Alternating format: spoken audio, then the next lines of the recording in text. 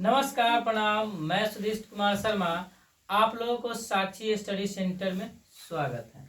आइए आज हम लोग आयत के बारे में जानते हैं।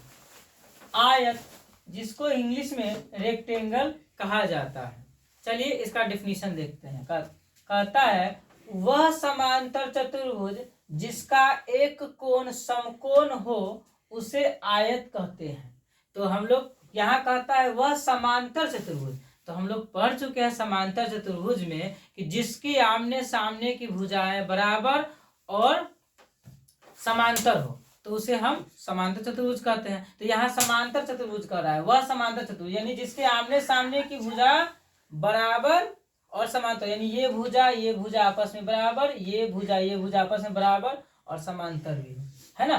तो फिर कहता है एक कोण समकोण, ये इसमें से कोई भी एक कोण यदि 90 डिग्री हो जाए है ना, तो वो आयत कहलाएगा है ना। यानी यहाँ देखिए ये कोण मान लेते हैं 90 डिग्री है, तो मान ले ये कोण 90 डिग्री है, तो इस हिसाब से ये जो दिखाई दिया, ये दिखाई दिया चित्र, इसमें देखिए आमने सामने वाली ये भुजा इस भुजा के बराबर और समांतर होगा, ये भुजा इस भुजा के बराबर और समांतर होगा है ना। एक कोण कोई भी ले लेते हैं समकोण, तो ऐसी स्थिति में ये क्या हो जाएगा, आयत हो जाएगा है ना। चलिए अब हम लोग ये पढ़े थे समांतर चतुर्भुज में उसका जो है ना सम्मुख कोण समान होता है। देखिए इसका मतलब ये कोण 90 है तो ये कोण भी 90 होगा, क्योंकि आमने सामने का कोण बराबर होता है।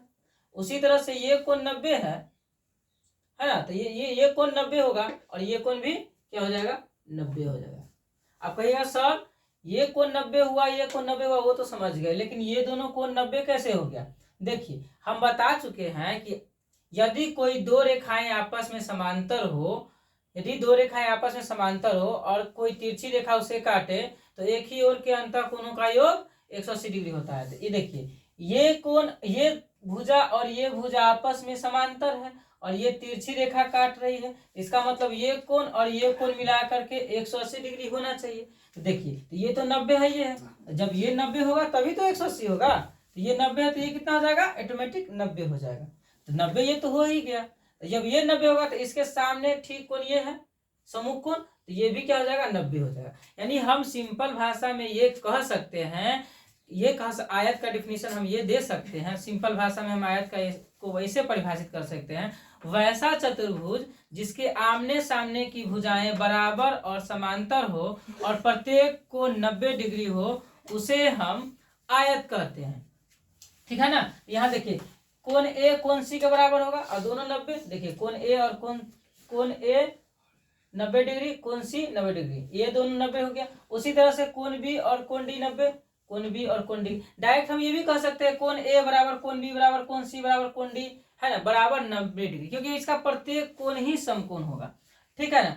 और देखिए आमने सामने की भुजा यानी ए बी जो होगा वह सी डी के बराबर होगा, तो यहाँ ए बी बराबर सी डी। उसी तरह से ए डी जो होगा वह बी सी के बराबर होगा, तो यहाँ लिख दिए ए डी बराबर बी सी है ना। अभी हम ये भी बताए हैं कि दोनों समांतर भी होगा, तो यानी ए बी जो होगा वह सी डी के समांतर होगा, तो ए बी समांतर सी डी। उसी तरह से ए डी जो होगा वह बी सी के समांतर होगा, तो ए डी बराबर बी सी है ना। और एक बात और कि आयत के जो विकर्ण होते हैं वह आपस में बराबर होते हैं, यानी कहने का मतलब है ए सी जो होगा वह बी डी के बराबर होगा, ठीक है। अब आयत के विकर्ण आपस में एक दूसरे को समद्विभाजित भी करता है, तो कहने का मतलब जितना ये होगा उतना ही ये होगा, उसी तरह से जितना ये होगा उतना ही ये होगा। नाम दे दीजिए इसका ओ है ना, यानी ए ओ बराबर ओ सी, उसी तरह से ओ बी बराबर ओ डी, तो ए ओ बराबर ओ ए बराबर ओ सी, ओ बी बराबर ओ डी। अब जबकि ये दोनों आपस में बराबर है तो ये सारा क्या हो जाएगा, आपस में बराबर, ये दो ये इसके बराबर ये इसके बराबर है, तो सारा आपस में बराबर। क्यों, क्योंकि विकर्ण बराबर है तो उसका आधा भी तो आपस में बराबर होगा। इसी से कह सकते हैं कि ये सारा ओ ए बराबर ओ बी बराबर ओ सी बराबर ओ डी होगा, ओ ए बराबर ओ बी बराबर ओ सी बराबर ओ डी होगा। चलिए बंद कर दो।